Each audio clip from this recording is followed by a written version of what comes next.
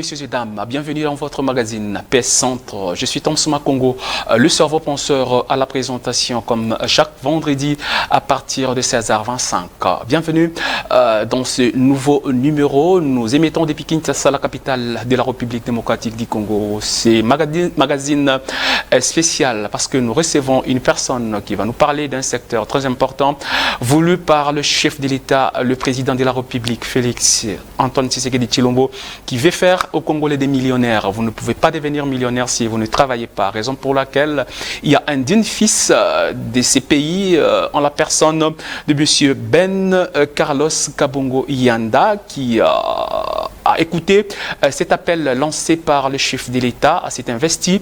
Lui, il est en train de chercher les investisseurs ça et là pour essayer de donner du travail aux Congolais, redorer les blasons ternis de cette grande nation au cœur de l'Afrique, dont sa population croupisse dans une misère indescriptible. C'est avec sa conseillère en communication, Madame Marie-Reine Nzeba, que nous allons décortiquer un peu ce que fait honorable Ben Carlos Kabongo Yanda. Madame Marie-Reine Nzeba, bienvenue dans ce magazine. Merci, Monsieur Tom Souma Congo. Merci de m'avoir invité dans votre magazine PS Centre. Je salue tous les téléspectateurs qui nous suivent sur votre chaîne de télévision PS TV. Alors, Madame Marie-Reine Nzeba, elle est journaliste comme moi. Elle preste de l'autre côté de la télévision nationale, nous citons la RTNC. C'est avec elle que nous allons développer cette thématique. Alors, d'ores et déjà, d'où est venue l'idée à M. Ben Carlos de se lancer dans ce secteur aussi pénible, mais important pour toute la nation congolaise? Je dirais c'est l'esprit nationaliste et patriote qu'a l'honorable Ben Carlos Kabongo Yanda. Honorable parce qu'il est médaillé d'or de la chancellerie des ordres nationaux, mais aussi le parcours de son histoire qu'il a eu à nous relater. En fait, très tôt, à l'âge de 18 ans, il a commencé à travailler pour gagner de quoi vivre. Il avait des parents qui étaient modestes et lui devait aussi poursuivre ses études. Au même moment, il travaillait, au même moment, il entreprenait des business dans le Haut-Katanga, il travaillait dans le mine dès l'âge de 18 ans. Et il a compris l'importance pour un jeune d'être côtier, c'est-à-dire d'avoir des autorités qui tracent le chemin, qui facilitent la tâche, parce que pour lui, ça n'a pas été facile. Puisque pour lui, ça n'a pas été facile et qu'il est congolais, il s'est décidé de faire de son mieux pour rendre la tâche facile aux Congolais, à la jeunesse congolaise. Vous êtes sans ignorer qu'en République démocratique du Congo, il y a 68% de la population qui est jeune et dans cette tranche de population très élevée, 25%, plus de 25% ont moins de 25 ans. Ça veut dire que ce sont des personnes qui ont la force dans les muscles, qui sont capables de travailler. Mais s'il n'y a pas d'emploi, s'il n'y a pas quelqu'un qui leur ouvre le chemin, comment est-ce qu'ils vont se retrouver? C'est ainsi que l'honorable Ben Carlos Kabongo Yanda, après son expérience personnelle, il a eu la chance d'évoluer à l'extérieur du pays, où il est entré dans un monde des grands investisseurs, des millionnaires. Et il a l'art de convaincre. Il s'est dit, après l'appel lancé par le chef de l'État, son Excellence, le président Félix Antoine Tshisekedi Tshilombo, à l'égard de la diaspora, de revenir bâtir la nation congolaise, il s'est dit, je ne vais pas rester en arrière. Moi également, en tant que fils du pays, en tant que patriote, en tant que nationaliste, je reviens pour bâtir notre nation, le Congo, cette terre qui nous est si chère. Voilà, alors depuis combien de temps déjà qu'il a commencé à œuvrer dans ce secteur de la recherche des emplois, bien sûr, en évitant les investisseurs? Est-ce que c'est d'abord sur la phase embryonnaire, c'est un projet déjà d'abord, ou bon, il s'est déjà mis en exercice pour faire venir les investisseurs en République démocratique du Congo? Ça fait plusieurs années, en tout cas plus de 15 ans qu'il est dans ce monde où il peut avoir le contact avec des hommes qui ont les moyens, qui sont friqués, des individus qui ont travaillé durement dans leur vie et qui ont pu faire d'énormes économies, qui sont friqués, qui cherchent où investir cet argent. Et l'honorable Ben Carlos Kabongo-Yanda a eu cette grâce, je pourrais dire, d'entrer dans ces mondes-là. Alors, il a effectué un lobbying managérial, économique pour convaincre ces gens. Ça n'a pas été facile. Lui-même, il raconte, vous allez suivre, vous allez peut-être proposer cela tout au long de votre émission PS Centre. Il raconte qu'il a même fait la prison. Pourquoi? Parce que à une époque, ça n'a pas été facile d'emmener des investisseurs dans un état où il y avait beaucoup d'anarchie. Mais avec l'avènement de l'honorable, de l'excellence plutôt président Félix-Antoine Tshisekedi Tshilombo, le climat des affaires s'est assaini. Alors ça a redonné confiance et à lui et aux investisseurs qu'il a convaincus. Ils sont venus, ils ont commencé déjà avec la société Rock Metal, qui est une société anonyme avec un investissement de plus de 20 millions de dollars. Ils sont dans plusieurs secteurs, ici en RDC, dans le Haut-Katanga, dans le Nord Kivu, dans le Sud Kivu. Ils veulent même étendre leurs activités à travers les 26 provinces de la RDC. Vous savez, aujourd'hui, le chef de l'État parle du programme du développement des 145 territoires à la base. Ça veut dire que chaque territoire doit se retrouver au moins avec un centre de santé, au moins avec des écoles dignes, au moins avec une administration saine pour que ceux qui vivent n'aient pas le désir de toujours faire un exode rural vers la capitale. Et alors imaginez que avec l'action entreprise par l'honorable Ben Carlos, que ces investisseurs qui veulent créer un partenariat public-privé avec la nation installe des sociétés dans tous les 145 territoires. Combien ça va booster la RDC vers son émergence? C'est cela le travail qu'il abat jour et nuit. Alors, Madame Marie-Reine, on sait il est difficile d'investir en République démocratique du Congo pour deux ou trois raisons, plusieurs raisons. Et d'ailleurs, il y a des taxes énormes où les autorités en place, s'il faut ainsi les appeler, mettent les bateaux dans le roue pour que les investisseurs ne viennent pas. Il y a la corruption qui gangrène ces secteurs. Il y a également du chantage pour ne citer que cela. Est-ce que vous pensez que la tâche lui sera facile, il va s'en sortir facilement pour réaliser ses objectifs? Rien n'a été facile dans la vie. Hein. Ce qui est beau, ce qui est grand s'obtient difficilement. Mais il faut avoir la volonté. Pour ce qui est du climat des affaires, actuellement en République démocratique du Congo, c'est un climat qui est suffisamment assaini, c'est un climat qui est suffisamment apaisé. La preuve en est qu'il y a déjà un grand groupe d'investisseurs grâce au lobbying managérial, je l'ai dit, de l'honorable Ben Carlos Kabongo-Yanda, qui sont déjà en train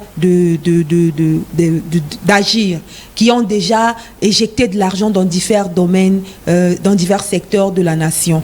Cela prouve à suffisance qu'il y a une confiance.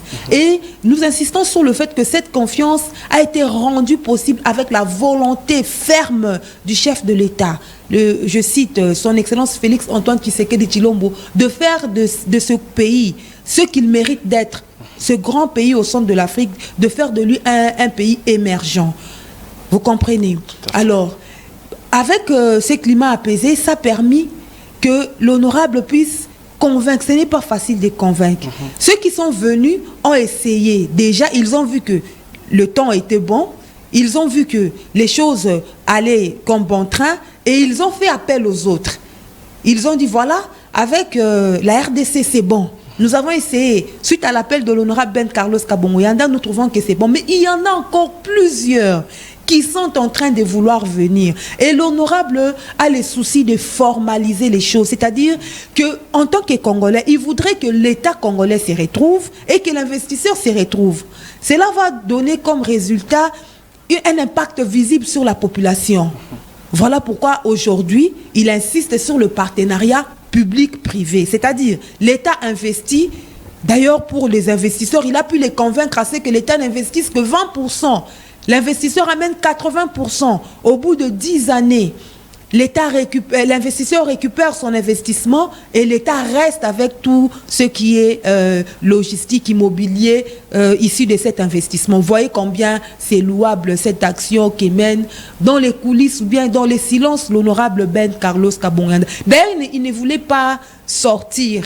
Il était toujours resté dans les coulisses. C'est nous qui l'avons encouragé. Nous lui avons dit, vous faites de très bonnes choses. Il faut s'afficher pour que la population congolaise, et pour que le chef de l'État, pour que tout le monde sache qu'il y a un Congolais qui se débat, qui se décarcasse pour accompagner cet État vers son émergence. Parce que, M. Toms, le Congo c'est vous, c'est moi, le Congo c'est nous tous. Et nul ne peut aimer ce pays plus que nous. Parce que nous, comme on dit en Lingala, je peux le dire. Allez-y. Bakunda Mitolo na biso awa na RDC. Donc on est liés, on n'a pas d'autres nations. Et c'est le sentiment, j'espère, qui vous anime, qui m'anime, qui anime aussi l'honorable Ben Carlos Kabonguyanda de pouvoir convaincre et drainer ses investisseurs en République démocratique du Congo.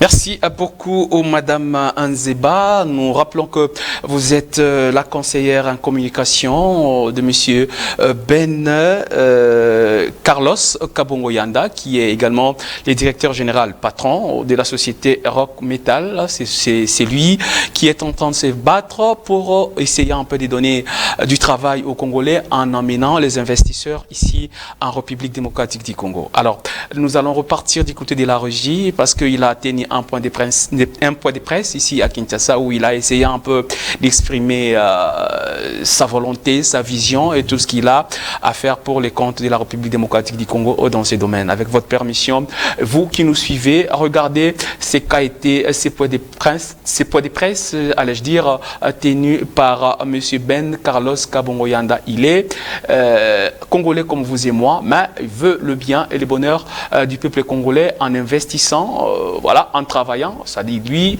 il va se battre pour amener les investisseurs ici en République démocratique du Congo. Richard vous dit, si nous parlons un même langage, c'est parti et nous allons retrouver pour continuer ces magazines.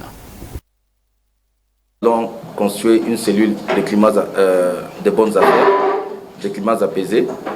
Mais voilà que le Covid est venu, tout ce qui est venu, et nous sommes rentrés un peu en retard pour commencer l'investissement.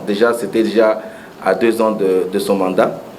Et nous avons dit que nous devons d'abord avoir fait quelque chose, parce que je ne pouvais pas revenir encore dire au président, mais mets-moi dans la cellule, ou bien mets-moi, non moi ambassadeur itinérant. Je veux d'abord que je fasse des actions qui sont visibles. Et aujourd'hui, nous avons des actions visibles.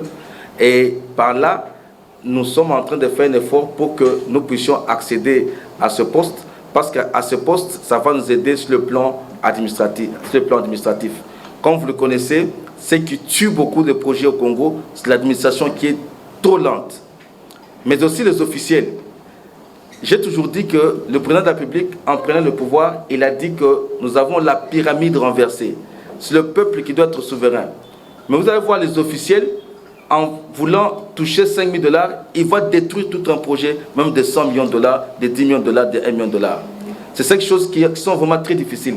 C'est pourquoi j'aurais vraiment conseillé au président de la République, le mandat prochain, prenez les gens qui vont vous aider. Ne prenez pas les officiels parce qu'il est d'un parti politique plus influent, parce qu'il est comme ça. Il faut prendre les gens qui vont ramener ce peuple à avoir un certain développement tout attendu. Voilà les cas que nous avons. Dès lors que nous aurons ce poste d'ambassadeur itinérant, je crois que ça va aider. On va commencer à aller bouger plus l'administration, leur dire comment faire les choses. Nous avons beaucoup plus vécu à l'étranger.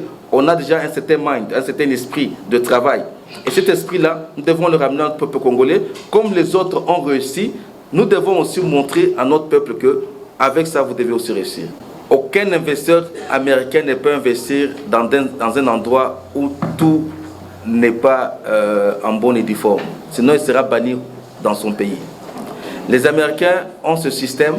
Quand ils viennent dans un pays, ils doivent d'abord se rapprocher avec le gouvernement et marcher selon la loi du pays. Pour ce faire, avec Rock Metals, avant d'abord que nous commençons à mettre notre premier pas, même notre premier $1 d'investissement, on a d'abord fait un plan gouvernemental sur ce plan d'investissement. Et nous sommes parmi les rares sociétés qui existent au Congo. Nous sommes partis d'abord avant de faire le recrutement, nous sommes partis à l'ONEM. L'ONEM nous a donné des gens qui se sont enregistrés comme chômeurs, parce que l'ONEM encadre les chômeurs.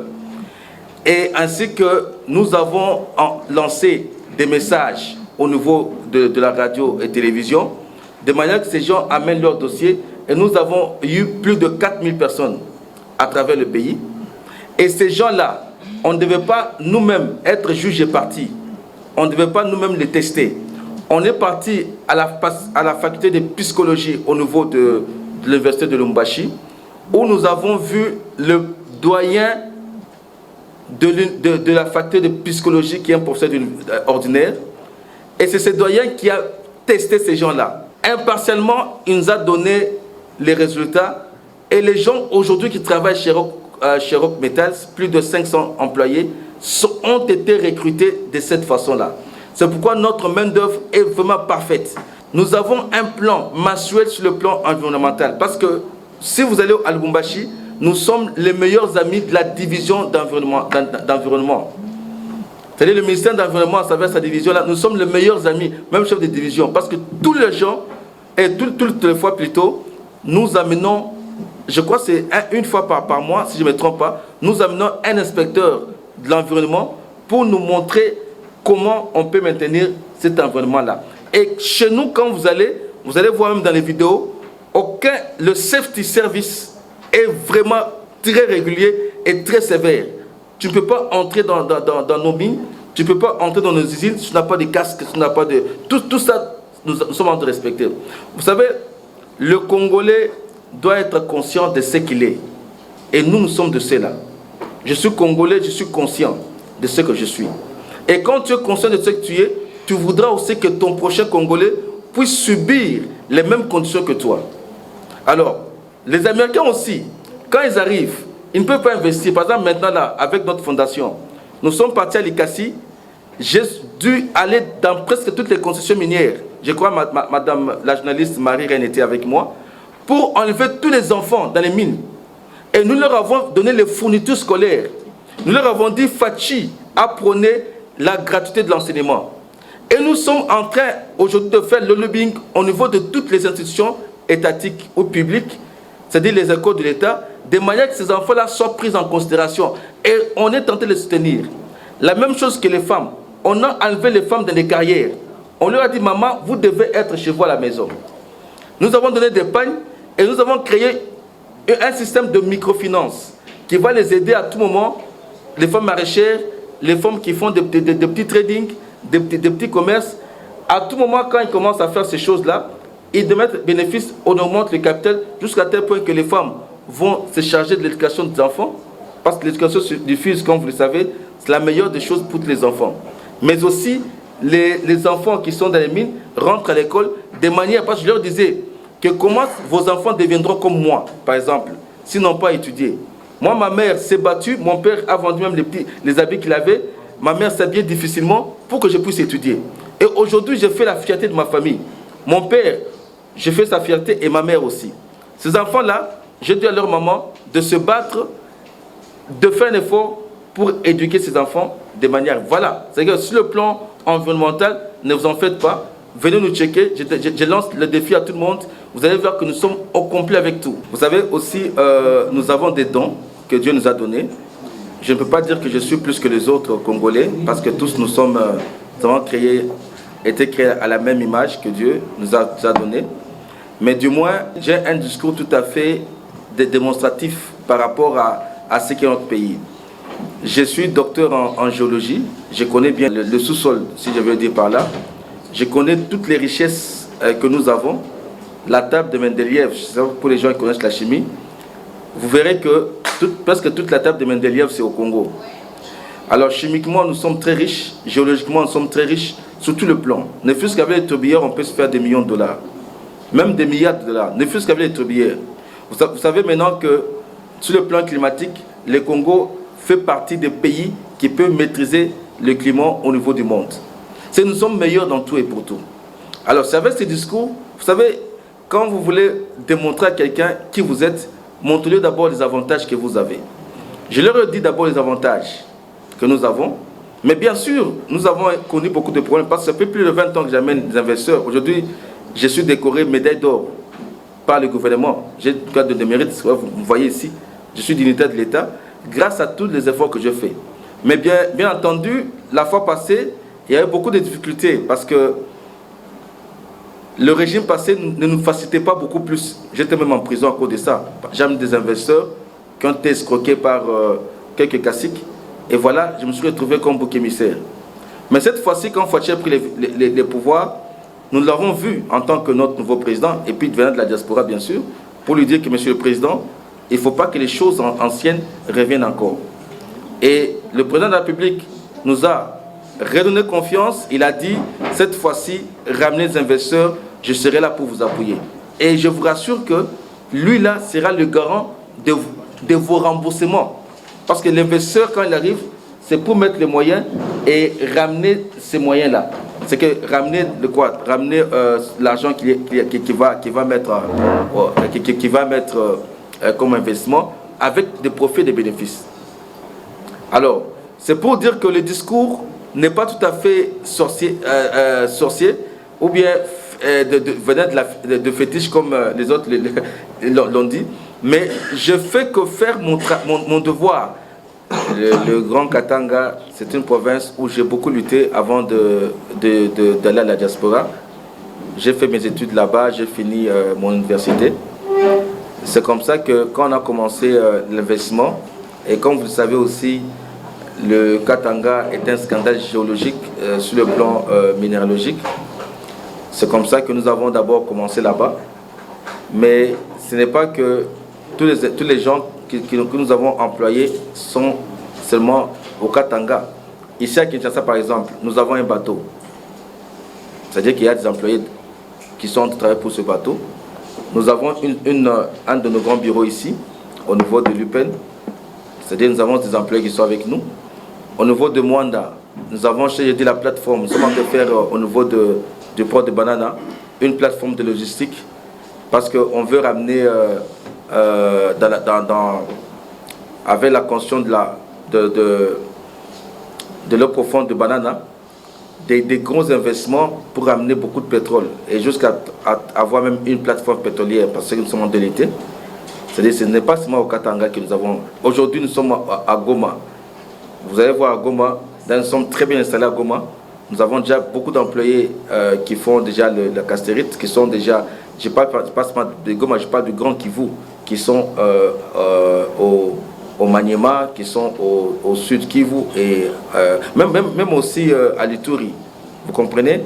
Ce n'est pas seulement que c'est le Katanga où nous avons fait ce recrutement, mais nous sommes en train de recruter partout. Mais ce qui est vrai, c'est au Katanga où nous avons mis beaucoup d'argent dans la plus grande société Rock Metals, où nous sommes en train de vouloir être parmi les géants de ce pays. Une société géante dans ce pays. Et vous allez voir très, très bientôt, nous serons nommés peut-être parmi les premières ou deuxièmes sociétés qui auront beaucoup plus investi dans les mines au niveau de ce pays. Quand on veut investir, on doit rendre cet investissement au profit de l'État congolais, parce que l'État congolais a besoin de l'argent pour ses projets. Alors pour rendre cet investissement au profit, c'est en payant les taxes. Nous déjà, nous payons la TVA, toutes les factures. D'ailleurs, nous sommes une entreprise qui est liée à la Banque centrale, parce que tous nos investissements passent par la Banque centrale. L'argent quitte l'Occident, arrive à la Banque centrale, et clean et arrive dans nos comptes bancaires. Et nous les gérons d'une façon claire et non opaque. Et les transferts, nous les faisons à partir de nos banques. Si ce sont des banques étrangères, les banques congolaises. Et tout est visible. Nous passons d'abord, parce que pour faire un transfert d'une banque congolaise à une banque étrangère, vous devez passer par Ségus. Nous sommes parmi les meilleurs clients de Ségus. Ils nous connaissent. Et Ségus nous établit des licences. Et c'est par ces licences-là que la banque donne l'autorisation de validation de ce transfert. Et après ce transfert, avant que le produit entre, nous avons nos receveurs. C'est-à-dire que nous avons une agence en douane qui nous aide à ramener le produit. Et tout ça, quand vous voyez, vous allez voir que ce sont les taxes de l'État que nous sommes en train de payer. Alors, je dirais que j'aimerais aider ce pays. Aider ce pays, ce n'est pas dans la mafia, c'est-à-dire commencer à cacher de l'argent, commencer à faire ceci de manière que l'État ne voit pas. Aider ce pays, c'est rendre tout au clair. On sait comment vous avez votre argent. Le jour que tous les inspecteurs viendront, inspecteurs des finances, d'ailleurs nous sommes ouverts, tout le monde peut venir. Aujourd'hui, pour votre information, l'USAID est derrière nous. Pourquoi? Parce qu'ils ont vu que nous sommes une société correcte, une société crédible pour ce pays. Alors que USAID ne peut pas investir, ne peut pas donner un grain à n'importe quelle société. Alors, nous sommes là pour d'abord respecter les lois de nos pays, respecter la constitution de notre pays, et mais bien sûr aussi ramener les taxes de l'État, de manière que l'État ait des moyens pour ces projets. On veut prôner que ce pays aille de l'avant. Que quelqu'un qui a acheté ce produit à $500, qui se retrouve avec $1000, demain avec 2000. Et quand cette personne monte, sa famille monte, ses enfants montent, les autres qui sont autour de lui. Vous savez, aujourd'hui, avant que je commence à travailler, quand j'étais étudiant, j'étais seul. Après les études, j'ai eu ma femme et mon travail. Et quand je commençais à investir, j'ai eu mes enfants. Et aujourd'hui, avec les moyens que j'ai maintenant plus de 500 travailleurs. Vous comprenez? Alors, si tout le monde peut avoir ces moyens comme moi, si tout le monde aura 500 travailleurs, et on va bannir la pauvreté, on va bannir le chômage. Et pour finir, vous savez, j'ai vécu beaucoup à l'étranger. L'émergence américaine, elle est arrivée qu'en 1900, quand vous ne vous trompez pas, en 1900, l'émergence américaine. Avant, aux États-Unis, tout le monde voulait être fonctionnaire de l'État. Parce que tout le monde pensait, ou bien, quand tu es fonctionnaire de l'État, tu as la meilleure vie. Alors, les gens se sont dit, mais si tous on va dans l'État, qui vont émerger ce pays? Il y a des jeunes hommes qui se sont dit, ok, écoutez, moi je vais faire l'Internet. L'autre dit, moi je vais faire Uber. L'autre dit, moi je vais faire Facebook. Moi je vais faire WhatsApp, Viber. Aujourd'hui, beaucoup de gens ne veulent pas encore aller dans la fonction publique. Tout le monde maintenant veut être businessman aux États-Unis. Et voilà qu'ils sont en train d'aller maintenant dans d'autres pays pour commencer à investir. Parce qu'ils ont vu les gens qui ont fait... Aujourd'hui, c'est lui qui a fait, je crois, Twitter. C'est lui qui a vendu Twitter. Il a vendu à combien? À plus de 44 milliards de dollars. C'est qu'un jeune qui n'avait plus rien, avec Twitter, 44 milliards de dollars. Mais celui qui a fait Facebook, aujourd'hui avec Meta, il a combien de milliards de dollars? C'est que les milliards peuvent être faciles, mais seulement qu'il faut être intelligent. Le président de la République a dit qu'il va faire des millionnaires congolais. Mais les Congolais, on pensait rester à la maison, on va être millionnaire. Non!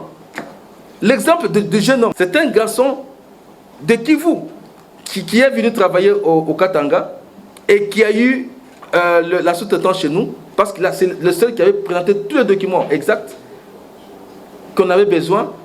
Et cette sous-traitance, aujourd'hui, il est millionnaire. Il achète des véhicules comme il veut. D'ailleurs, je suis très fier de lui. Partout où je suis, j'aime toujours parler de lui, Christian. C'est un millionnaire. Alors, comment on peut dire que le président n'a pas fait un millionnaire si les garçons sont millionnaires? Si par exemple le président n'a pas fait un million, déjà Christian qui est millionnaire au Katanga, là, le président l'a fait millionnaire. Parce qu'il a vu la facilité dans une société où la sous-traitance appartient aux Congolais. Chez nous, aucun Américain ne travaille dans la sous-traitance. D'ailleurs, nos employés blancs, ce sont des Sud-Africains. Il n'y a aucun Américain qui est employé là-bas. Il n'y a que des investisseurs. Nos employés, on les appuie en Afrique du Sud pour que la main-d'œuvre soit plus facile. Et chez nous, vous allez voir les Congolais qui sont directeurs, touchent des gros salaires, plus que même les fonctionnaires de l'État, même plus que les hauts cadres au niveau hauts fonctionnaires de l'État. Allez, venez chez nous, vous allez voir. Celle même qui balaye chez nous, chez Rock Metal, ne touche pas moins de $100 de mois. Tout le monde peut faire un projet à Rock Metal. C'est pour dire que ces choses que le président a dit, c'est nous qui devons mettre ça en pratique. Si on laisse les autres, on ne fera absolument rien. Fachi va seulement nous appuyer, mais Fachi ne va pas prendre les mains pour travailler. C'est nous qui devons travailler, bien sûr, avec l'appui du chef de l'État. C'est qu'il y a des choses qui découragent, mais quand on sait que nous sommes fils du terroir, nous sommes fils de cette terre appartient à nos ancêtres, on ne peut pas baisser les mains. Qu'il y ait le haut ou le bas, on se battra pour que ce pays ait son émergence. Alors, votre réaction, Madame Nzeba? Vous l'avez vu vous-même, vous l'avez vu, Monsieur Toms, tous ces Américains sont ici au Congo grâce au lobbying managérial de l'honorable Ben Carlos Kabongo-Yanda. Nous avons l'habitude de dire que l'homme blanc, c'est quelqu'un de pointu. Lorsqu'il vous donne sa confiance, il faut faire un effort pour la conserver. Parce que quand vous perdez cette confiance, il ne peut plus vous refaire confiance. Et s'il a placé sa confiance en cette personne qui est un Congolais, c'est-à-dire qu'il s'est haut le drapeau du Congo. Donc il a donné une marque, une nouvelle marque au Congo, aux Congolais plutôt, du fait qu'il lui a fait confiance et il est venu avec des millions de dollars investir dans le secteur qui est le leur. Alors il n'y a pas que ça comme investissement. Il y a encore, dernièrement, nous sommes partis avec ces investisseurs américains jusque dans les usines de Rock Metal Congo et ils ont vu les usines de Rock Metal Congo emploient des Congolais. Vous comprenez? Ils donnent la chance aux Congolais de ne plus être chômeurs. Et ils donnent aussi la chance aux Congolais de devenir des milliardaires par divers mécanismes qui sont sains. Les mécanismes qui ne consistent pas à détourner les deniers publics, mais à travailler à la sueur des 100 francs pour devenir millionnaire. C'est possible, parce que notre pays, nous sommes immensément riches. Nous ne manquons de rien.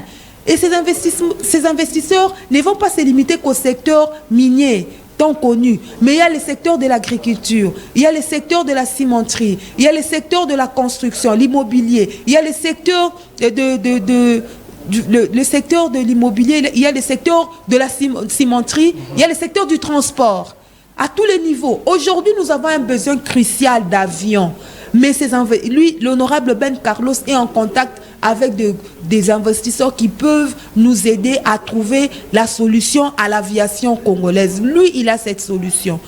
Voilà pourquoi nous sommes les communicateurs, nous sommes les aviseurs de la société. En tant que journalistes, nous lançons un vibrant appel au chef de l'État de pouvoir regarder d'un œil vigilant les actions que mène l'honorable Ben Carlos Kabongo-Yanda, que nous sommes en train de vulgariser, et si moyen était de l'approcher, d'écouter ses désidérata. Parmi ses désidérata, nous l'avons suivi dans ses points de presse, c'est d'être nommé comme son ambassadeur itinérant. Pourquoi? Ce n'est pas par désir d'avoir un poste, mais c'est pour faciliter certaines difficultés qui se présentent dans l'administration congolaise qui est assez lente à exécuter des dossiers importants. Vous comprenez? S'il avait cette approche du chef de l'État en tant que son ambassadeur itinérant, il peut y avoir un dossier qui traîne quelque part, mais il se lève et il dit voilà, décomptez la situation pour que le dossier aboutisse rapidement et que nous puissions concrétiser cet investissement tant souhaité. Nous ne pouvons pas rester seulement qu'au niveau de la parole. Il faut des actions visibles. C'est un peu ça. Alors, déjà, il a plus d'une dizaine, il parle de 12, il a 12 investisseurs dont il a déjà convaincu. Il dit d'autres sont déjà ici en République démocratique du Congo. Notre question est celle de savoir quel discours M. Yanda arrive à convaincre ces investisseurs alors que d'autres échouent. Parce qu'il y en a qui vont les chercher. On ne dira pas qu'il est le seul Congolais à pouvoir tenter d'aller chercher les investisseurs ça et là. Mais ils ne font pas confiance au marché congolais. Mais lui, au moins, il a réussi à ramener au moins 12. Quel discours tient cet homme, ces dignes-fils du pays, pour arriver à convaincre ces investisseurs, lui faire confiance et venir investir des capitaux ici en RDC? Je pense que d'abord, c'est son intégrité personnelle. Parce que ces investisseurs, ce sont des personnes qu'il côtoie, qui l'ont vu vivre sa vie. Et la manière de mener sa vie les a convaincus. Et deuxièmement, avec l'avènement du nouveau président, notre président Félix-Antoine Tshisekedi Tshilombo, il y a eu vraiment de fond en comble un travail pour apaiser le climat des affaires, pour assainir le climat des affaires, certains obstacles qui faisaient en sorte que ces investisseurs regardaient le Congo de loin. Alors tous ces paramètres ont convaincu ces investisseurs. Les premiers qui sont venus suite à son lobbying managérial, ont constaté que c'était bon. Ils ont dit, ben voilà, Monsieur Carlos nous a demandé de venir, nous sommes arrivés et nous avons investi, nous trouvons que ça va, ça évolue.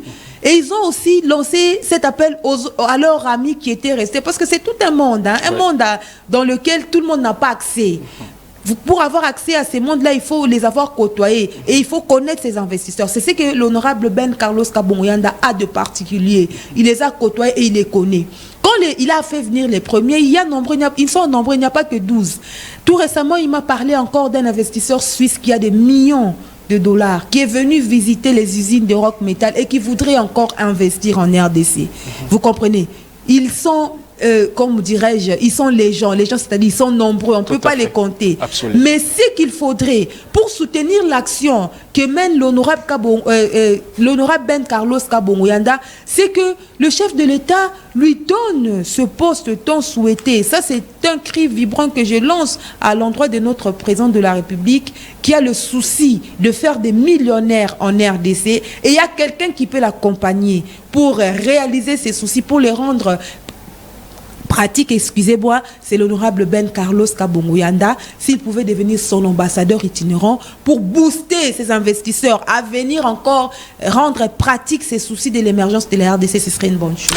Merci beaucoup, Madame Marie-Reine Nzeba. Nous sommes en train de chuter déjà. Nous arrivons vers la fin de notre entretien de cet après-midi.